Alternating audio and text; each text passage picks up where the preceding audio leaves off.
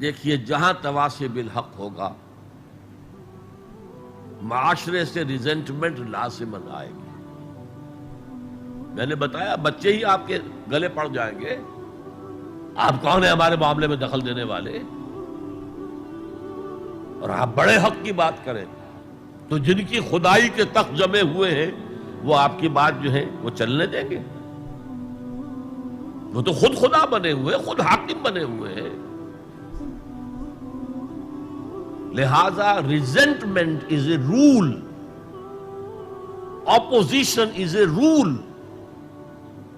ایک بگڑے ہوئے معاشرے میں اگر اپوزیشن نہیں ہو رہی، ریزنٹمنٹ نہیں ہو رہی، تو پھر تیسری مرتبہ کہہ رہا ہوں پھر حق کی دعوت نہیں ہے. آپ نے اندر خانے کوئی معاہدہ کیا ہوا ہے اس باطل کے ساتھ، ہم تمہیں نہیں چھیڑیں گے، تمہاری دکھتی رگ پر ہاتھ نہیں رکھیں گے، بس ہم واز کہیں گے، پھر ٹھیک ہے. بلکہ وہ خود آپ کے گلے میں ہار ڈال دیں گے. وَتَوَاصَوْا بِالصَّبْرِ، صبر. یہ صبر جو ہے بہت سے معنی میں آتا ہے. صبر علی الاطاعہ، اطاعت پر صبر کرنا. شدید سردی کا موسم ہے، فجر کا وقت ہے، پانی گرم نہیں ہے، ٹھنڈا ہے، اس ٹھنڈے پانی سے بھی وضو کر کے نماز پڑھنا. یہ صبر علی الطاعہ، اللہ کی اطاعت پر صبر. مئی جون کا مہینہ ہے، روزہ سخت ہے، لمبا ترین ہے، صبر کرنا. وَهُوَ شَهْرُ الصَّبْرِ، حضور نے فرمایا تھا جب شعبان کے آخری روز آپ نے خطبہ دیا تھا، یا ایھا الناس قد اظلکم شہر عظیم، اے لوگو تم پر ایک بہت عظمتوں والا مہینہ سایہ فگن ہو گیا ہے. اس مہینے کی ایک ڈیفینیشن کیا تھی؟ وَهُوَ شَهْرُ الصَّبْرِ، وہ صبر کا مہینہ. ایک ہے صبر عن المعصیہ، معصیت کے مقابلے میں اپنے آپ کو روکے رکھنا. ٹیمپٹیشن ہے. زلیخا نے کیا نہیں کیا تھا حضرت یوسف کے ساتھ؟ یہ روکنا، تھامنا. قرآن مجید میں بھی الفاظ بڑے عجیب آئے ہیں. وَلَقَدْ ہمت بِهِ وَهَمَّ بِهَا لَوْلَا أَن رَأَىٰ بُرْهَانَ رَبِّهِ. وہ عورت تو اس کی طرف بڑھی ہی تھی، وہ بھی بڑھتا اگر وہ اللہ کی کوئی برہان نہ دیکھ لیتا. کیا چیز اللہ نے اس وقت دکھائی ہے؟ جوان آدمی ہے، جوان رانا ہے، ایک عورت بدی کی دعوت دے رہی. روکنا، تھامنا اپنے آپ. اور پھر جب معاملہ آگے بڑھا، رب السجن احب الی مما یدعوننی الیہ، اے اللہ مجھے جیل خانہ زیادہ پسند ہے اس کام سے جس کی طرف یہ عورتیں مجھے بلا رہی ہیں. یہ صبر عن المعصیہ، صبر علی الطاعہ، صبر علی المعصیہ. لیکن ایک صبر وہ ہے جو اللہ کے دین کو قائم کرنے کی جد و جہد میں پرسیکیوشن کے مقابلے میں کرنا پڑتا ہے. جب مکے میں پرسیکیوشن ہو رہی تھی نوجوانوں کی، غلاموں کی، کنیزوں کی، جب صبر کرو، صبر کرو، جھیلو. جب حضرت یاسر رضی اللہ تعالی عنہ اور ان کی اہلیہ حضرت سمیہ رضی اللہ تعالی عنہ اور بیٹا عمار ابن یاسر ٹارچر کر رہا تھا، ابو جہل ان کو ٹارچر کر رہا تھا ہر طرح سے، کبھی جسم کا حصہ جلایا، کبھی کچھ اور کیا. تنگ آ گیا، کسی طریقے سے بھی کوئی کلمہ کفر کہنے کے لیے آمادہ نہیں ہوئی، نہ حضرت سمیہ اور نہ حضرت یاسر. حالانکہ شریعت میں اجازت ہے، جان بچانے کے لیے کلمہ کفر کہا جا سکتا ہے بشرطے کہ ایمان دل میں قائم رہے، برقرار رہے. لیکن عزیمت کیا، جان دے دو، کلمہ کفر نہ کہو. حضور پاس سے گزرتے تھے اور چونکہ حکم صحابہ کو یہ تھا، ورنہ میرے اندازے میں اس وقت کم سے کم 40 صحابہ موجود تھے مکے میں، وہ تکہ بوٹی کر دیتے ابو جہل کی. بعد میں جو ہوتا دیکھا جاتا. کیا 70 صحابہ احد میں شہید نہیں ہو گئے؟ تو اس وقت اگر چند صحابہ شہید ہو جاتے تو کون سی بڑی بات ہے. لیکن یہ ہے انقلاب محمدی صلی اللہ علیہ وسلم کا طریقہ کار، جس کی روح سے اس وقت صبر لازم تھا. اللہ اپنے رسول کو حکم دے رہا تھا، فاصبر کما صبر اولو العزم من الرسل. اے نبی، آپ کو یہ کوئی پاگل کہہ رہا ہے، کوئی مجنون کہہ رہا ہے، کوئی شاعر کہہ رہا ہے، کوئی ساحر کہہ رہا ہے، کوئی مسحور کہہ رہا ہے، کوئی جھوٹا کہہ رہا ہے، کوئی کہہ رہا ہے کہ انہوں نے ایک غلام اپنی کسی کوٹھڑی میں بند کر رکھا ہے جو عجمی ہے، جو تورات اور انجیل کا ماہر ہے، وہاں سے ڈکٹیشن لیتے ہیں اور ہم پر آ کر دھونس جماتے ہیں یہ اللہ کی وحی آئی. کیا کیا نہیں کہا جا رہا تھا.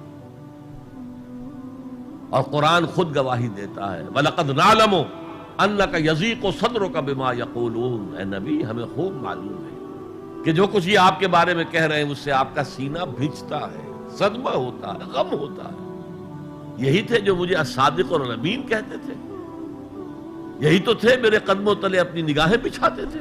آج یہ مجھے شاعر، ساحر، مسحور، مجنون کیا نہیں کہہ رہے. اللہ فرماتا صبر کرو، وَاصْبِرْ عَلَىٰ مَا يَقُولُونَ وَاهْجُرْهُمْ هَجْرًا جَمِيلًا. صبر کرو جو کچھ کہہ رہے ہیں. وَاصْبِرْ كَمَا صَبَرَ أُولُو الْعَزْمِ مِنَ الرُّسُلِ. صبر کیجئے جیسے ہمارے دوسرے اولو العزم رسولوں نے صبر کیا. کیا حضرت نوح نے 950 برس تک صبر نہیں کیا؟ صبر کیجئے. وَاصْبِرْ وَمَا صَبْرُكَ إِلَّا بِاللَّهِ. صبر کیجئے اور آپ کا صبر تو اللہ ہی کے سہارے قائم ہے. یہ حضور کو تلقین ہو رہی، مکے میں یہ تلقین حضور کو ہو رہی ہے، مدینے میں اور مکے میں حضور پھر صحابہ کو تلقین کر رہے ہیں. جب ٹارچر ہو رہا تھا حضرت سمیہ اور حضرت یاسر اور حضرت عمار پر، بات کہتے میں جھجک ہوتی ہے.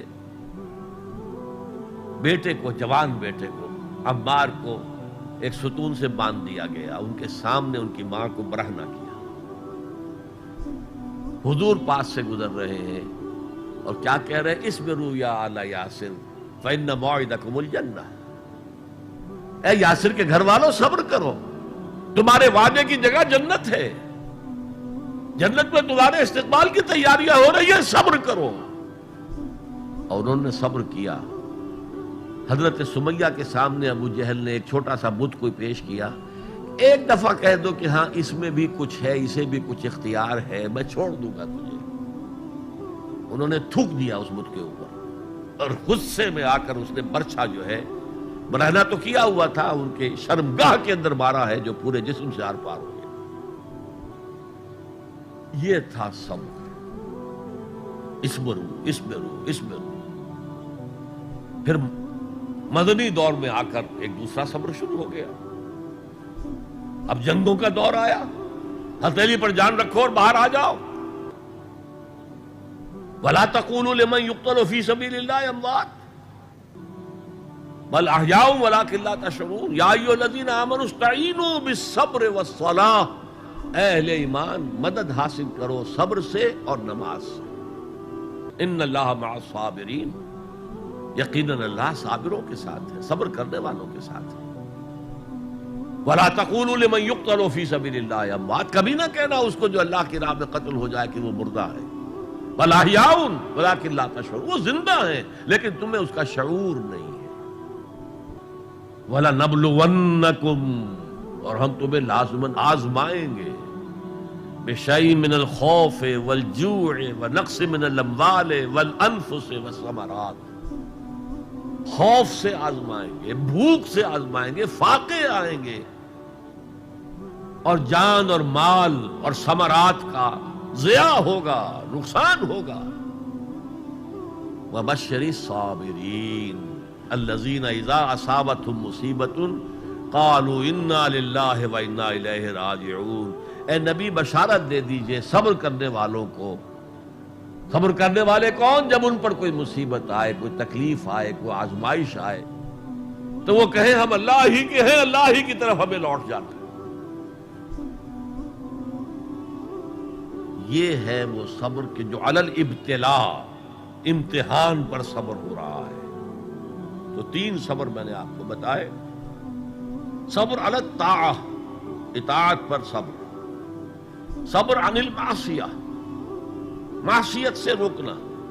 صبر کے معنی اپنے آپ کو تھامنا، روکنا.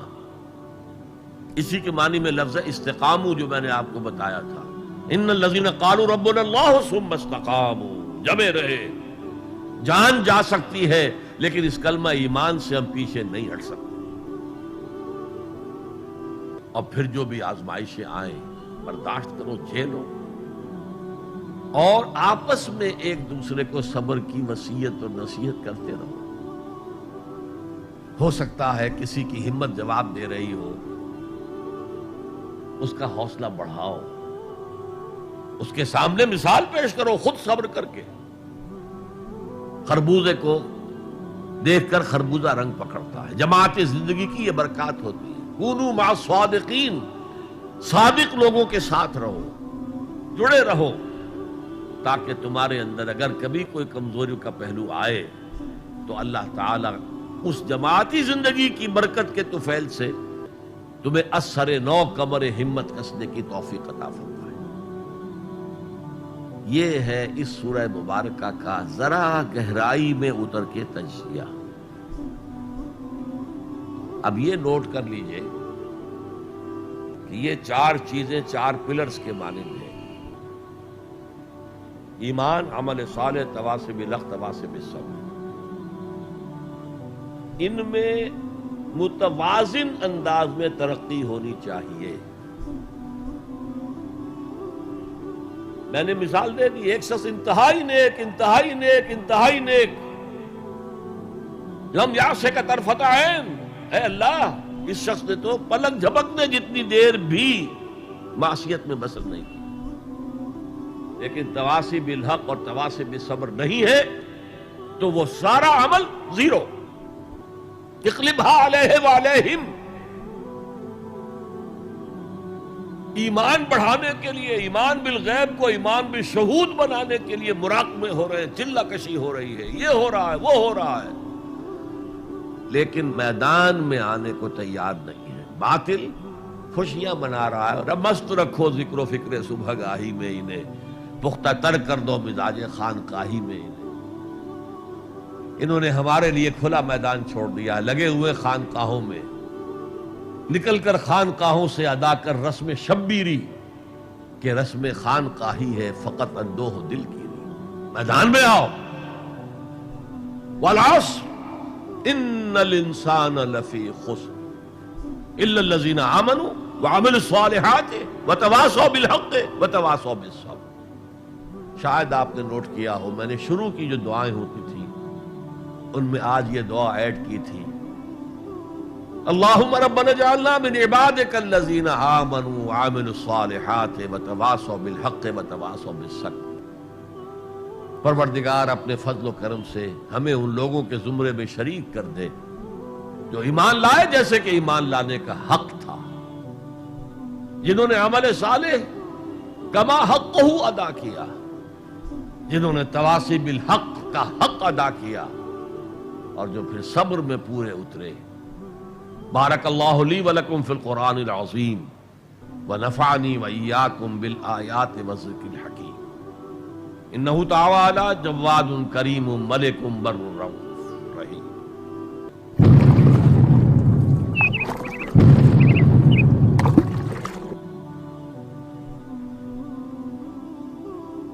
جزاک اللہ ڈاکٹر صاحب۔ نجات کی راہ پر ایک پرمغز تقریر ہم نے آپ سے سنی۔ پہلا سوال ایک یوسف علی ساون صاحب ہیں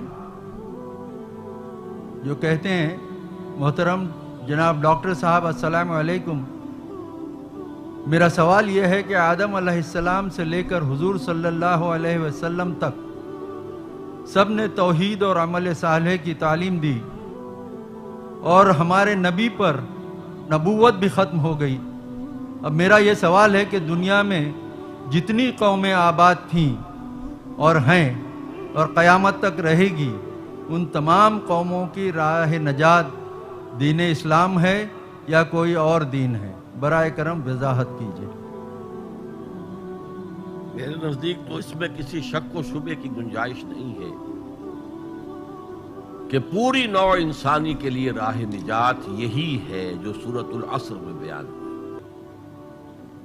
یہ لازمی ہے اور تمام انسانوں کے لیے لازمی ہے۔ البتہ وہ لوگ جن تک کہ قرآن کی اور حضور کی دعوت پہنچی ہی نہ ہو، ان کے بارے میں اللہ تعالیٰ صرف توحید پر محاسبہ کرے گا، اس لیے کہ توحید فطرت کے اندر ہے۔ رسالت کا پیغام پہنچا ہی نہیں، شریعت پہنچائی نہیں گئی، تو محاسبہ کیسے ہوگا؟ یہ معاملہ ذہن میں رکھے، باقی راہ نجات اس کے سوا اور کوئی نہیں۔ ایک اور سوال ہے جو کسی غیر مسلم بھائی کا ہے، پروین جادھو، وہ ہم سے سوال کر رہے ہیں کہ I am a non Muslim, what is the way of my نجات and how can I declare of my ایمان؟ Very easy. I told you in the beginning that to become a Muslim you have only to testify. I testify that there is no God except Allah. And I testify that Muhammad is his messenger and prophet. You become a Muslim. And then you try to go deeper and deeper and deeper into Iman, so that it becomes a conviction with you, conviction about the existence of God, conviction about the Ba'as ba'd al-maut, resurrection, conviction about the hereafter, conviction about the institution of prophethood, conviction that the prophethood came to an end on Muhammad sallallahu alaihi wasallam and reached its climax in his personality, etc., etc. So this will add and go on deepening your faith or your iman or your conviction.